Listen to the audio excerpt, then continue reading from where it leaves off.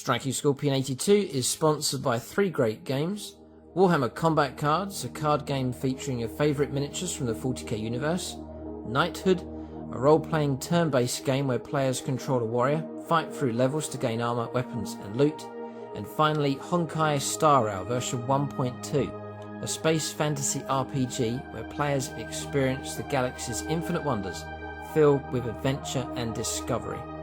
All three games are free to download and play, with links in the video description below. Begin your adventure now and enjoy the games.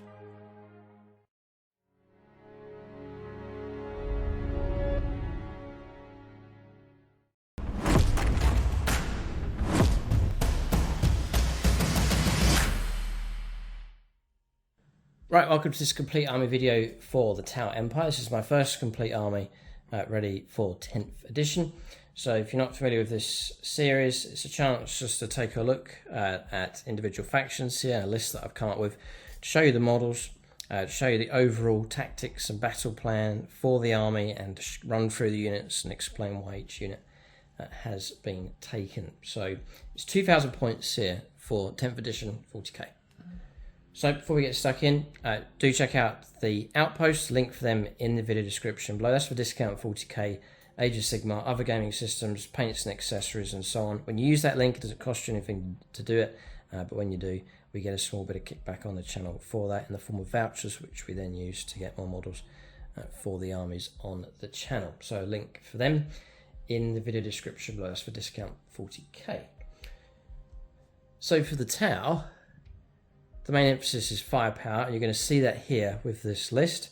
And I'm going to draw upon a Tau, for this particular list here, a Tau tactic where they lure the enemy in to killing fields, where they can strike and ambush with firepower. And you're going to see that as a strong tactic here for the Tau. Some familiar units from previous lists and previous editions of 40k, others I've drafted back in that haven't been seen for a good long while. So I think it's an exciting enough list here. And it's gone through channel membership in the form of the army development video. I've been talking about the Tau, and there are a number of lists for that, but I think this is the list that I'm happy enough with. So the idea is we go through the list here, and you can start to see it actually being used in our battle reports. So you're going to see two sections to this Tau force. You're going to see the defensive block. That's the chunk of the army which would be the majority in points, which will start the game on the table, and they are there to form a line and potentially to draw the opponent forwards. Most of the time the opponent will be coming forwards because of trying to grab no man's land objectives and fulfill secondaries and so on. So vast majority of the time the opponent's going to be coming at my Tau and trying to get past the firepower and into close combat and so on. So you'll see a base section of the army to start on the board, and then add a tactic of swooping in with multiple units of battle suits. I want that to be like the trademark for this Tau list. So I've gone heavy on firepower because I must dominate with firepower. I don't stand a chance in close combat. And for me to control the middle ground and to grab objectives, I've got to clear away chunks of the opposing force to then let my units move up and take and control objectives and so on. So I have to be ruthless with firepower. It's the best chance that the Tau have. You're free to copy this list. You can take elements from it. You can copy it exactly. I'll go through all the units, the upgrades, points, costs for you, and so on. So stay tuned here for a bit of Tau time on the channel. A little bit of hobby time as well. I've revamped, a mini revamp across the board here for my Tau, for these models at least. So you can see the Tau Commander, one of my favourite models. I've rebased or upgraded the basing. So it was the normal sort of grass green, which I think colour-wise was contrasting with the orange. So I've toned it down, gone for some more sort of dead grass and brown colours here. I've taken two tones of flock, a lighter dead kind of green, and then a more of a browny dead grass green across there. Two different tones of tufts as well, which I'm a massive fan of those, just make the basing look really good. Bit of Steel Legion drab scrubbed in, just to add a bit more dust, some around the feet as well. And then I've changed the grey on the rim to a different colour from any of the greys being used on the model. This is called Storm Vermin Fur. It's like a warm, tiny hint of brown kind of grey going on with that. And I'm very happy with that colour. So it's my favourite base rim colour at the moment. The other change is any areas that were blue previously, I've swapped out to a chrome metallic paint, and then I've put washes in between any glowing areas there with contrast paints. So Flesh Tearers red mixed with ironed and yellow, and then some medium mixed in to form like a reddy orange kind of colour. Use the brush to flow it in, and then just use my finger to wipe it clean, so you can just see it there on the glow. So the blue's gone. Reasoning behind that, I think the blue was clashing a bit with the orange, so I've eliminated all of the blue. Any lenses and sights, as you can see on his eyes, just the natural glimmer of the chrome just dropped in. So it's just one coat, and it just forms a natural glistening to it. So there's no real effects to add because it's naturally a shiny finish. So the blue's been removed, and now all the emphasis, I think, is back on the orange. The base isn't distracting, the tones of the flock here are matching in nicely with the orange. So that's just a mini revamp. It only takes a few minutes for each model, but I've been going for about a decade with these, so I think it's been good timing just to give them a bit of a refresh. And talk to other 40k players. When you do a few little changes, when you rebase a collection, it just feels like you've got a new army. It just gives a new lease of life for a collection you've had for quite a while. So it comes highly recommended, and that's the adjustments I've made to this Tau colour scheme. So that's the commander. I'll just put him over there, and all these models have been rebased and upgraded as explained. So I'm going to bring these units in, we'll build them up, and then towards the end of the video I'll lay the whole army out so you can get an idea of the footprint of this Tau force. Feel free to leave comments, positive, negative, what units you'd add in, take out, talk about tactics and so on. And if you're a Tau player, you can check out the other tactics, or if you're new or thinking of getting into Tau, you can see the tactics being discussed in the comments section of the video. And if you like this series, do hit the like button and leave a comment. It really does help the channel and the video. So defensive block tactic here. If the opponent does come after me, I'm going to use long range firepower to try and break up that attack, and then when the timing's right, turn to onwards. It's a load of battle suits to swoop in at the key positions on the board, wherever that firepower is required. Sometimes that firepower might be required in amongst my home deployment zone. It might be required mid-table, or to deep strike in behind the opponent to lay down some firepower from that direction. So I'll go through it. I'm not going to go through all the rules here, but briefly just to pick out some key points. So the first one is long strike. So that's this model here. There he is. The blue's been eliminated. So the sighting equipment previously in blue, you can see it glinting there in the chrome, and on the binoculars there as well. Just painted over and finished, no further effects required. So there he is. We'll put him in just here. So long strike. This is home defense anti-armor with him. So I do take the railgun option. It's one of my favorite Tau models. Just love the railgun. Just love seeing it on the board. So I am picking units that I really like, but also trying to go for a nice theme with these. So long strike's great. A very dangerous and very reliable shot coming through. The railgun is range 72, so you've got the board covered. It is a single shot that might put people off, but you can make that very reliable indeed. It starts on a 3. So if you sit still, it's a heavy weapon. It should be on +1 to hit roll. So you can get to 2s to hit, which is exceptionally good. On top of that, if you go to the rule for the army, for the Tau, for the greater good, you take another unit, you work in pairs, use one unit to guide another unit in. The guided unit will then get +1 to the ballistic skill, and it's important to point out the difference. So +1 to his ballistic skill, make him ballistic skill 2+. It's different to +1 to the hit roll for the heavy roll.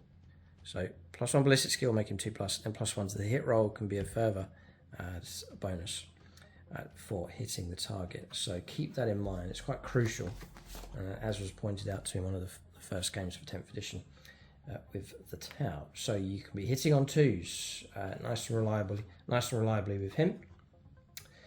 What makes him even better is if each time someone makes an attack that targets a monster or vehicle, it's usually the target vehicles or monsters, it's +1 to the hit roll.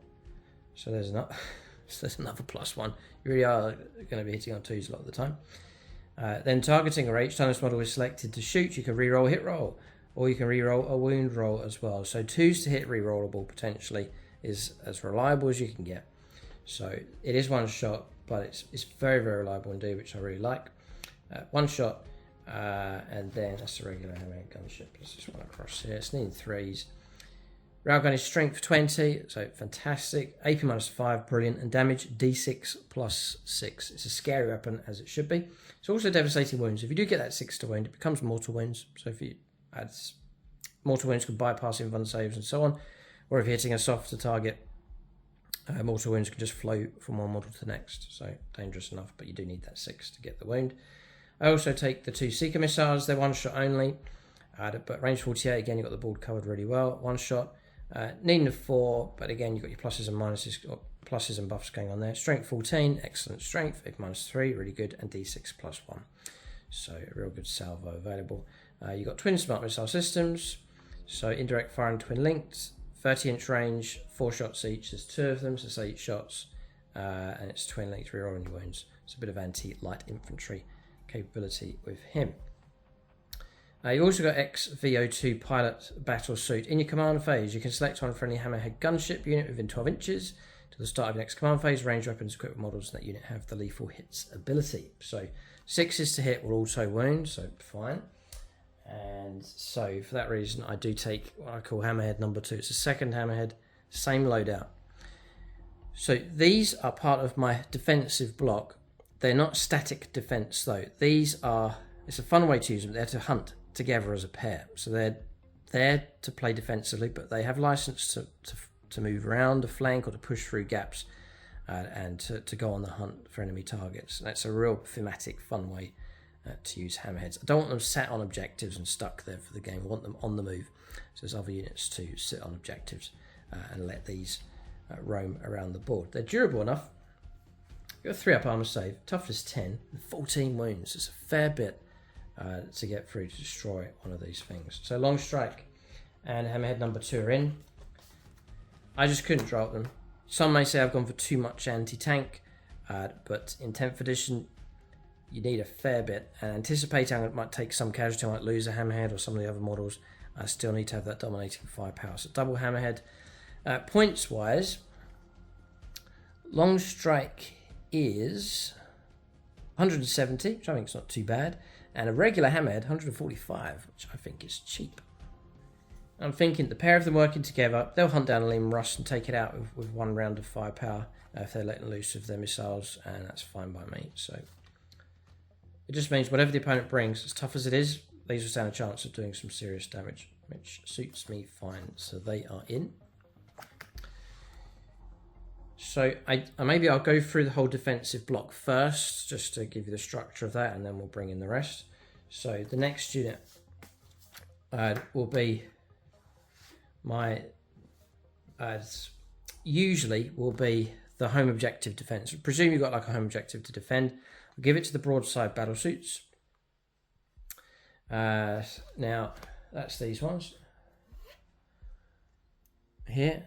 Massive fan of these. They're a nice mirror of the railgun being used.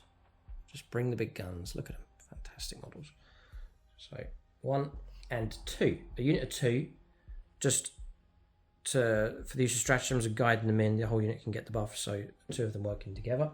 I'll bring in their drones, which we'll talk about as well. And just love clouds of giant drones on the table. There's loads of drones here in this list for the tower. So there they are. So broadside battle suits, brilliant durability of these, 8 wounds at a time. I take 2 shield drones on one, a shield drone and a marker drone on another. A shield drone now just gives you an extra wound. So you've got 10 wounds on this model and 9 wounds. That's 19 wounds on those to try and get through. At a base of a 2-up save, toughness 6. So brilliant durability. And what I'm thinking with these is if these are at the back line, holding the home objective, and you've got these things moving around, other units, these are a lower priority for the opponent to try and go after. So I should see survival of these pretty good. The marker drone I'll take on these, just for help guiding stuff in. The bearer's unit has the marker like keyword and can act as an observe unit for another unit even if it advances this turn. So just adds that on to them. And just to fill you in on the rules, if you gain the marker like keyword, if their observer unit has the marker like keyword, you get ignores cover. So stripping cover away, which I'll try and make this as high caliber as possible and don't want the opponent getting cover, which is quite easy now for 10th edition just to get that +1 to saving throws. Don't want that. So if I could strip cover away, I'll take it. So just adding a drone to do that for the whole unit, I think it's well worth doing. So I think that's a good enough option. Talk about the overall way the Tau army works. I'll mention it now. Across here. So the particular detachment that's available at the moment is Koyan. So from the 3rd battle round onwards, so turn 3 onwards, middle stage of the game, all ranged weapons equipped by Tau Empire models for your army have the sustained hits of 1. 6 is pop extra hits. Whilst this unit is a guided unit for the greater good, weapons in that unit have sustained hits of 2. So if I roll a 6, if I turn 3, roll a 6 to hit with this, I actually generate 3 hits, which is crazy. So you'll see a lot of Tau players will put big emphasis on turn 3 onwards when they start arriving with battle suits and so on. So you need to go patient with the Tau, I think, to try and survive through to the middle stage of the game and then really try and tip the game at turn 3. So it's patience to do that because a lot can happen on turn 1, turn 2, and then turn 3. So it's sort of a patient preservation of my numbers, sniping at the right targets, and then awaiting arrival at the right point with the battle suits. And obviously turn 3 is preferable because you're just popping all those extra hits coming through. And the importance of guiding your stuff. So lots of units that can help guide each other on the battlefield is useful as well for the extra ability for hitting and then the extra sustained hits of 2, which is absolutely superb. So I've pretty much covered everything there. I take the heavy arrow rifle because you can hit very accurately. This it's 2 shots needing 4s, but if you guide them, they'll get +1 to their ballistic skills, so go up to 3s to hit. And it's not, again, it's a heavy weapon, so if they sit still, which should be a lot of the time, then it'll be +1 to hit rolls. So you can hit on 2s of these with 2 shots. Exceptionally reliable. They are devastating wounds. And then once they hit their target, real good anti-armor strength, 12 -4 and d6 +1 damage. That can be done twice over. It's 2 shots at a time, 4 shots in total for the unit. Then to support them a bit more, give them each a Seeker missile for another d6 +1 damage shot coming through. And I do sit with the... I do take the twin plasma rifle just for a little bit of punching ability as well. So range 24, assault 1 or attack 1. It's force to hit, that can be improved. Strength 8 -3 and 3 damage. A bit of punch there if they're shooting against armoured infantry and so on. So that's in there with them. There's other configurations you can go for, but that's the options with those.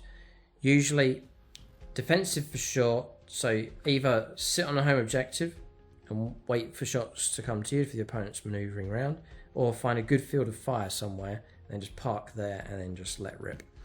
Because the heavy arrow rifle is range 60, so you've got the board covered. Really good. So you're starting to see this defensive blocks, stationary, mobile hunting pack with the 2 hamheads. Then I'll bring in some infantry support here for the Tau. So not loads, because in my opinion at the moment infantry are very low impact as far as firepower contributions are concerned. So I'm just using them using them to shield and protect. So to fan them out and protect other more valuable assets. Some firepower if the opportunity is there, perhaps to clear away light infantry with a good volley. Is the idea of those. To hold on to objectives, to seize objectives also. So squad of 10 and another squad of 10. I'll just put these across here. And if you go on the channel and search on the channel for Tau painting tutorial, you'll see a painting guide for the Tau. And there's also an advanced painting tutorial for the Storm Surge as well. So there's plenty, or in-depth painting tutorials, plenty of resources. If you like the colour scheme here. If you're not keen on the orange, swap the orange out for another colour and you can follow the rest of the scheme long. So I'm not really going to run through the stats, just got pulse rifles I've taken here for these, but I don't expect too much from them. They're cheap enough, kind of, they're 100 points per unit. So you can take drones for them. So I give them Guardian drones, so that will grant them, it's pretty good actually, because I want them to survive. They can wither away so fast, so Guardian drone is most useful. Guardian drone, each time a range attack targets the bearer's units, -1 to the wound roll, so that can really just help keep some of that damage away. So Guardian drone's been taken for them. Then I take an ethereal across here. So here's, it's one of the older lead models being taken. And it just goes in amongst the tower units. He can take 2 drones, and he can join a breach or a strike team. So I give him a marker drone, which he'll then transfer over and join up with a unit, and then just a bit of extra protection. Just give him a shield drone as well, to give him an extra wound, so taking him to 4 wounds. Not expecting anything from him for shooting, he doesn't shoot, and then nothing really in close combat at all. But he's not too bad. 5+ feel no pain granted to him in the unit. Fantastic. So again, added to your durability. Say I need to go to a semi-exposed position on the board. Some firepower is going to come my way. Guardian drone, 5+ feel no pain. They can take a bit more punishment than just a unit without those buffs. Also, in your command phase, roll 1d6, and a 4+ you gain is CP. Try and take the opportunity to harvest CP. It's useful enough for precious command rerolls. Some of the stratagems that are available for the tower as well. So he's got a 5+ invulnerable save on himself also. And then with the points that I have for this, I've given him an enhancement. So, which to be honest, I've forgotten to use in a game we've just filmed. But it's there. I must make sure I use it. Tower Empire model only. So this is for Unity Devastation. Whilst this model is leading a unit, each time that unit is an observe unit, which is going to be their job, until the end of the phase, ranged weapons equipped by models in their guided unit have the lethal hits ability while targeting their spotted units. You guide these in, 6 is hit, auto wound. Very useful. So it's just some spare points. If you've got a few spare points, it's not enough to get a unit, you can just use them up on enhancements. So give free Unity Devastation to him.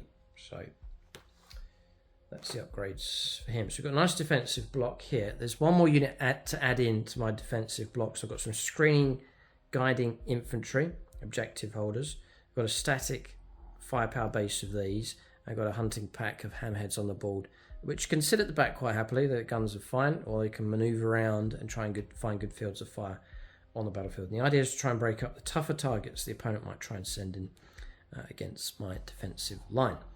Then final unit to bolster that is the welcome return of the Storm Surge, which hasn't been seen on the channel for... The last time I used this was an Apocalypse game about a year ago, so it just shows you. But there he is. What a glorious model. It's massive. And again, the blue's just been replaced by that nice shiny chrome. Nice simple thing to do. So there he is, and the basing's been redone as well, complete with all of the smashed up orcs. So there he is. I'll tuck him in just here. So now I've got this towering model, and using the word towering, it has gone up in points. So by the way, 100 points each for those. The Ethereal is 50, 20 points for Unity Devastation. Storm Surge, I believe, has gone up to 465 points. They added an extra 60 points because of the towering rule. So you may have terrain that's like obscuring terrain where you can't see through, like ruins, for example. This thing goes, because it's towering, goes by true line of sight. So what you see is what you can shoot at. It means it has a brilliant field of fire across the battlefield. And you can see units that would otherwise be hidden away from regular units on the ground. So that's a massive advantage. So a nice, solid, durable, big unit on the board. Very intimidating looking thing on the table. If the opponent's going to come after my gun line, he's now got to think about the Storm Surge. Built-in 4+ invulnerable save, 20 wounds, toughness 11, 2-up save. This is all tough stuff here from this thing. And it's got... You can reroll the hit rolls against Titanic and Towering, so the opponent does bring something like a Wraith Knight, for example. You're slightly better against that. It can move over stuff pretty good. The ideal situation for this thing is to sit and shoot every turn of the game. All the weapons across here are all heavy. So if this thing's sitting still, you're going to get +1 to the hit roll for heavy. So that 4+ would become a 3+ just for remaining stationary. It's a big incentive just to park up somewhere and then just shoot every turn and not move, if possible. And if I'm able to guide this thing in, then you can also get +1 on top of that. So +1 to the ballistic skill. So in theory, you could be looking at 2s to hit with firepower from this thing. It's exceptionally reliable firepower. Tower, as a general, I found hitting on 4s, towers struggle. Hitting on 3s, you'll do okay. Rerolling 1s or hitting on 2s, then you're into exceptionally reliable, solid firepower with the tower. There's lots of sort of soft weaponry here. Cluster rocket system, strength 4, strength 5, AP01 damage, all sort of that kind of weaponry. High volume stuff, 46 shots for that blast. I take the twin air bursting fragmentation projector for an extra D6 shots coming through. The smart missile systems, a few more shots coming through. But the main thing is the big guns. So you've got destroy missile, just the one shot, but it's D6 plus 2 damage, strength 16 minus 4. And then the main focus is the huge gun. It's 2 options. I take the pulse blast cannon. It used to be very short, quite short range, but it's now in 2 brackets, focused and dispersed. Both are potent enough. The pulse blast cannon range 24. Focused is 2 attacks at 4s to hit. Remember, that can be improved. Strength 24, which is utterly insane. AP minus 6, again insane. And flat 12 damage, which is absolutely crazy. So, I mean, the potential of 24 wins coming from that thing. Then you've got the pulse blast cannon dispersed. Range 48, so if you do need that reach and stretch up the board, you've got it. 6 attacks guaranteed. 4s to hit, but can be improved. Strength 10, minus 2, and flat 4 damage. So, brilliant weapon. The ideal situation is fire every turn with that thing. At one target after the next. The pulse driver cannon, I used to run that. Better range 72, D6 plus 3 shots. It's blast. Strength 12, minus 3 damage. Maybe perhaps a better all-rounder, but because of the extra range option with the pulse blast cannon, I've gone for that one. And at short range with focused, it truly is a terrifying weapon. So, is it worth 465? That's a lot of points. But for now, I'll run it gladly. It's good to see it back on the board here, and it finishes off my defensive blocks. That's that lot across there. They're there to defend, lure the opponent in, and then await the assault coming in from the crisis battlesuits.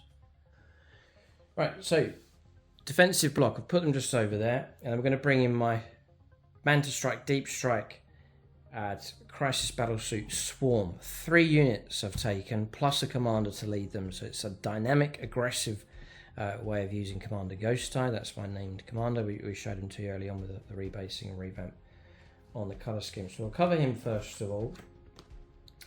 So this time around, so he can keeps up with everybody. I've gone for regular Crisis Commander. I like the reroll ones for shooting. So whilst he's leading a unit, range attacks is reroll ones. So like 4s to hit reroll ones, 3s to hit reroll ones is really, really reliable firepower. So I like the idea of that one. 10-inch move. I'll not go through the whole stat line here. He's going to be bodyguarded. Is the idea with him. I do take shield generator for all my crisis battle suits. I'm going to run shield generator, so 4+ invulnerable save, just to try and up the durability of these, both for shooting and close combat. And then his loadout, changing things up with him, and that's like a combination of 3 different weapons working together. So 1 cyclic iron blaster, which is one of the most popular weapons at the moment for tower players. So you can go for the standard shot, which is range 18. So when I deep strike in, I've got range covered really good. 3 shots in 3s. Remember, that can be improved. Strength 7 minus 1 damage. Or I can overcharge it. Is hazardous. 3 shots, 3s to hit. Strength 8 -2 and 2 damage. So you get +1 strength, you get an extra AP minus, and bump it up to 2 damage. So well worth going for that if needed. I then give him a single fusion blaster, a bit of melting ability, range 12. So again, when you deep strike in, you can get that nicely in range. But the pressure's on to make sure you destroy targets. That's why I've got to go really lethal with firepower. 3 hit, strength of 9 on this one, AP minus 4 and D6 damage. If I get closer, these are melter 2, so D6 plus 2 damage. Bear in mind, if you're not aware already, keywords for Crisis Battlesuits is vehicle, which means, a bit of tactics here, they can fire whilst they're in close combat because they're a vehicle. It also means that because they can fire in close combat, Tom pointed this out from tournaments that he was at, with Overwatch, you can fire before the enemy moves or after. Because they're vehicles, you can wait for the opponent, and correct me if I'm wrong on this one, you can wait for the opponent to come into close combat, and whilst they're in base contact, you can then fire Overwatch, because you're a vehicle and you can fire whilst in engagement range. It means that you can't get caught out with units charging around a corner from out of line of sight. You can wait for them to come around and then unleash your Overwatch against them. Very, very interesting tactics going on. Because they're vehicle, you can tank shot with them as well. So you actually charge them and inflict mortal wounds on the charge. So all interesting tactics here. So the key for my battlesuits coming down is I must land and I must deliver deadly, withering firepower, and ideally wiping out whole targets. It's the only chance. I can't afford to get disrupted in close combat, wiped out in close combat, I don't stand a chance. So I must land, destroy targets, and then move off. I have to be that efficient. So really trying to gear up these battlesuits to deliver a deadly blow. The third weapon's a plasma rifle, range 24, it's nice range, just a one shot, 3 to hit, strength 8 minus 3, but 3 damage. So if up against heavy infantry or a bit of anti-armor required, then there's a nice reliable weapon there. On his own, that's not too scary, that firepower, but I combine him with his bodyguard unit. So I'm going to put him here, just in the middle. And the unit that he goes with usually is a Crisis Battlesuit team that's configured the same as him. So, fusion blaster, plasma rifle, cyclic ion blaster. So, in total, 4 fusion blaster shots, 4 plasma rifle shots, and 12 cyclic ion blaster shots, and rerolling 1s granted to the whole unit. I've put the drones in, so the commander's going to take 2, a shield drone, to bump him up to 6 wounds, and then a marker drone, again for the benefits we've talked about earlier on. That then frees up drones across here to go all shield drone on my Crisis Battlesuit team. So 4 wounds, I'll put them all on 6 wounds each. So again, it's a lot of wounds the opponent to try and get through. 18 wounds to try and get through with these. Again, 4+ invulnerable saves with shield generators, so 4+ invuln on all of these models here as well. So durability and blanket firepower coming down for these. Now, one more thing to mention. I paid the points for exemplar of the Kuyang being granted to him. I think it's very, very useful. It's one of the cheaper ones to go for. So, Town Empire model only, excluding Karut Shaper models, whilst the bear is leading a unit, so give it to the commander. That unit's Kuyang detachment rule takes effect from the 2nd battle round onwards. Remember that one where you land, 6s pops extra hits, and then if it's a guided unit, 6s pop 2 extra hits, sustained hits of 2. Amazing firepower. If I need to land on turn 2, if there's an emergency, I need to land earlier, then you can him and that unit's going to get the benefit of the Kuyang rule coming through. I think that's well worth it. You can't always choose to come down on turn 3. Sometimes you just have to land and come to the rescue perhaps of your gun line, or take the opportunity as it arises. So exemplar of the Kuyang, and it really thematically fits really well. So that moves on to a problem I found playing one of the early games with the Tau. I drop in with this unit, its firepower's good, guide them in, deadly firepower, and you clear an objective. There's a tactic and a stratagem here, strike and fade, which you can do, I believe, after you deep strikes. 2 CP is expensive. In your shooting phase, let's say they've landed, they've shot, they've cleared a target, and there's an empty objective sitting there. 1 Town Empire battlesuit unit for an army that can fly, whose attacks have been resolved. A unit is not within engaged range of enemy units. You can make an all move, so you can then move 10 inches and land on an objective and grab it. So tactically, so good. Land, clear an objective, move out and grab it. that worked fine. I was then finding that this unit here, what do I do with it? It's now on the objective. I'd rather move off and go after another target, but I then found myself stuck. And this is where I started to think of, well, what about multiple battlesuit units to land on the board, and then some to hold objectives, others to have freedom to move around. This is why I'm bringing in these supporting battlesuit units. So these supporting units, they're not fully WYSIWYG like with the weapon loadouts here, but I'm going to bring in this second squad across here, and we'll go through the loadout for these. I need to update you on points costs here as well. So I'll just bring in the appropriate drones. Only ever really seen lots of battlesuits in our games for like Apocalypse Battle. So this is a different take on the tower for a regular 2,000 points list.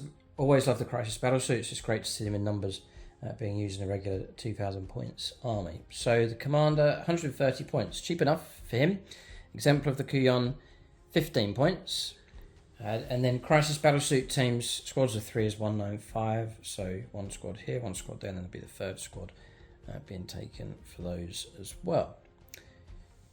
So the second squad and their loadout, again taking the, you've said it already, but the 4+ invulnerable save the shield generators. I want them to be as durable as possible on the board. The function for these is to come in as a second unit to follow up after these and to take an objective, and then if they need to, sit on it. So I want long range firepower so they can assist from long range but sit on an objective at the same time. So it's missile pods. I'm going for those for the range. Triple missile pod for each of these models. So missile pod's going to give you it's the best range of all of them here, 30 inches, which is a pretty good stretch. 2 shots, so 6 shots per model, 18 shots for the unit. Guided in, you're going to get a nice lot of hits. 4s for hits can be improved, strength 7.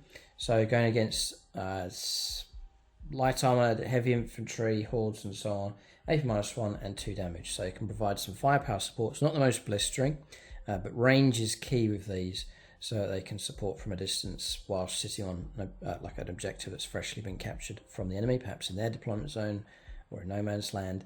They're there that I can bring them in when range is required. So they're in, and that's a unit to support these. I want the commander, because there's more firepower, more reliable firepower coming through with the commander and his bonuses going on. I want these to be able to land, make an impact, and then have free reign to move off and go after the next target and to move around the board. For them to have the freedom to do that, the supporting unit just to sit on objectives and so on, provide some firepower support from range. Or if these are up against a target and need a bit more help to wipe out and destroy a unit, then firepower support can come in from a distance with them. The next unit is Crisis battlesuits. The third squad is to provide just supporting firepower anywhere that's needed on the battlefield. So to support these, to support the line, a particular target needs to be eradicated. I've called them the Cyclic Suicide Squad because it's like a cyclic iron blaster overload with them, just to dish out tons of firepower, and again just a sort of overwhelming idea with them. So the third squad, I've got some finishing touches. I might even just show you it. That's my original colour scheme when I first started getting back into Tau. A good while ago, over a decade ago. So it was just simple tones of grey, and then the revamp came when I started to introduce more grey plus the orange, like so. And originally it was blue on here on these weapons, and then swaps. Then the second or the third change will be going to the chrome, changing the basin around and so on. So I'm preferring that. It's a bit more pop and a bit more effect with those. So I've still got to just to update the basic colour scheme on these extra models, because I haven't used Crisis battlesuits, as many of them in a regular list. That's the next squad of 3. And again, the drones, got this blanket of drones. Just love seeing just a cloud of drones supporting the tower. So cool. So again, 4+ invulnerable save, again to add to their durability. A marker drone being taken in the squad. Marker drone here, marker drone here and here, and then not for this one because it's with the commander. So the loadout for these is to max out on cyclic iron blasters, so 3 of them. That means it's 9 shots per model. It's a blistering amount of firepower. And calling them the Suicide Squad because, as Tom's been telling me on the tournament scene, that you roll a dice for each hazardous weapon, and then any score of a 1 is 3 mortal wounds. That's 3 hazardous weapons per model. So if the whole unit fires and overcharges, it's going to be 9 dice, and any ones will be 3 mortal wounds. So 2 of those come up, it's going to destroy a whole model. So dangerous enough for them. So you're probably seeing games where they just unleash tons of firepower, but they start actually losing casualties because of the hazardous rule. So, but the ability to bring them in at the exact point on the battlefield, range 18, I can comfortably get in range. And again, it's that emphasis on doing enough decent firepower just to cut out swathes of the opponent's force, to try and create sort of safe zones on the board for the tower where just the enemy's been eradicated entirely, so I'm free then to move out onto objectives without too much fear of melee and close combat. I can't half destroy units or half destroy the opposing force. It's got to be brutal firepower. That's the only way for this tower force to do well and survive on the board. So I think I've covered all the points. I think there should be 2k exactly here for this tower list. What we'll do now is we'll line up the whole army so you can get an idea of the complete footprint.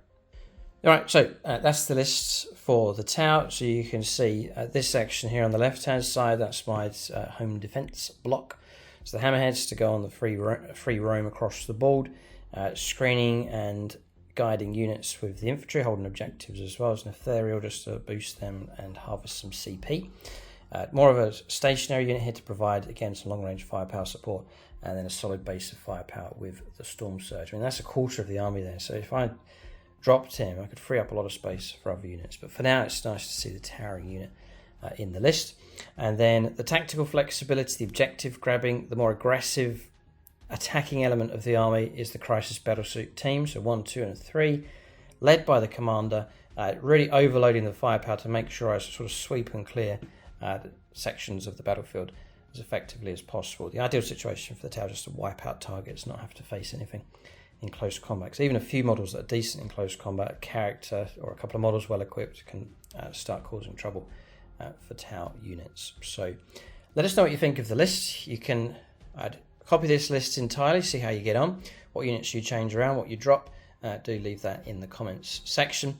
Keep a lookout for this unit or this army being used in battle reports on the channel. You can see it actually in action. And this video is giving you an idea of the tactics and the thought process, and give you an idea of what to expect, how these will conduct themselves on the battlefield. If you like the colour scheme, feel free to copy the painting tutorials as well, available for these on the channel as well. And if you've enjoyed this series, I hope to do it for all of my 10th edition armies, then do hit the like button. Make sure you're subscribed to the channel. And if you want to support the channel, you can join us on Patreon and on YouTube channel membership. And then just to mention the Outpost for discount 40k, perhaps you feel inspired to get into the tower, start collecting them or expand your collection. It's discount 40k from the Outpost. Link for them in the video description below. Keep a lookout for more videos in this series. Thanks for watching and tune in next time.